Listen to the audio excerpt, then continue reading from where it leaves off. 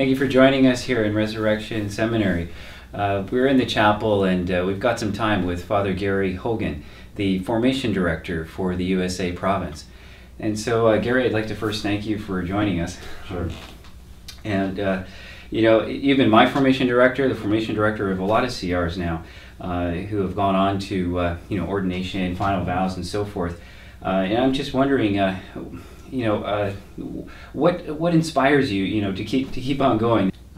Two things. One is working with young people who are really enthusiastic about their faith, who are coming in with ideas and their own spirituality and the way they want to see the church and the way they see the church going on into the future. And so what that does for me is it kind of inspires me, keeps me young.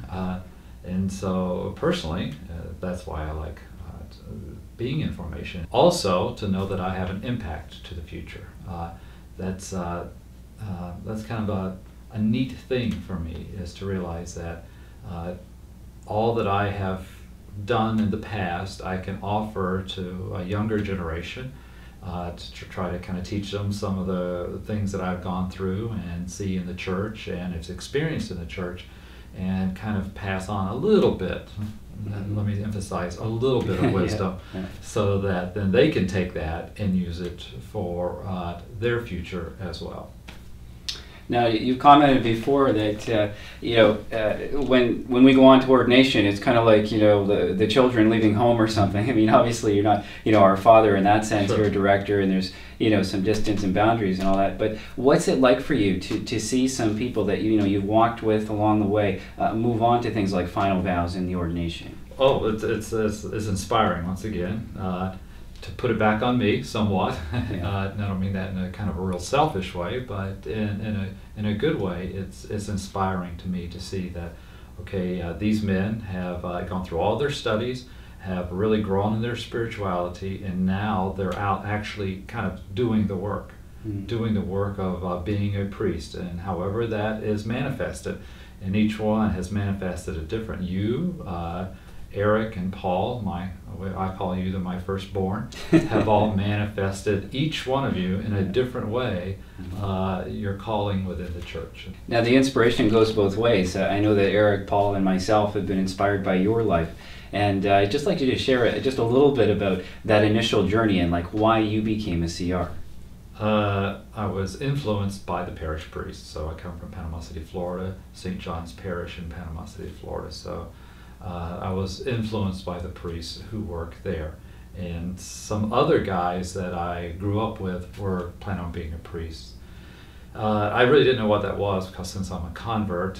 From which faith tradition? No tradition. Okay. Well, my family was Baptist, but non-practicing. Right. So since my parents didn't go to church, I didn't go to church. So I really didn't start going to church until about senior in high school, and then that's when I converted to Catholicism. I tried out other Protestant churches, went there, but then kind of fell in love with the Catholic Church. And so I kind of got involved with the youth there, and several of my friends were going on to the seminary. Didn't know exactly what that it was, but I wanted to tag along. So I tagged along, and all my friends left, and I was the one who stayed. Wow. In the seminary. Wow. So, what was it like meeting the CRs initially when you showed up and said, okay, I met most CRs at an ordination, the first time I went to an ordination in Chicago. So it was a good group. I kind of like the camaraderie. I wish I could give you one instance, but I really can't. It's really a feeling that you get, a sense. And that's what I experienced, as a sense. Like, oh, okay, I can do this. Yeah. Wow. Now, there'll probably be some people discerning religious life in the priesthood watching this video, and I was just wondering if you could say anything to them. What might that be? Well, if you're interested in religious life, try it.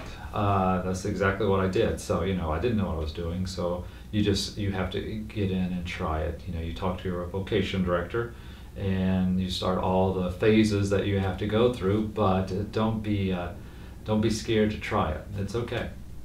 Just to give it your best shot, and don't kind of sit on the side and kind of think you can discern it away from it, like in a vacuum or something. The best way is to kind of get in. So you go to retreats, you go on days of recollection, you go to the seminary. You know, for example, people come here to see how we live, but you really have to kind of get into it and walk around with the guys as much as you can.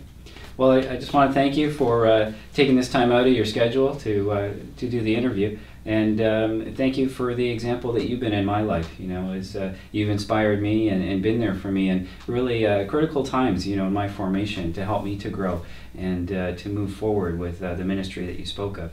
So thank you very much, and I wish you God's blessings. God bless you. Thank you. Thank you.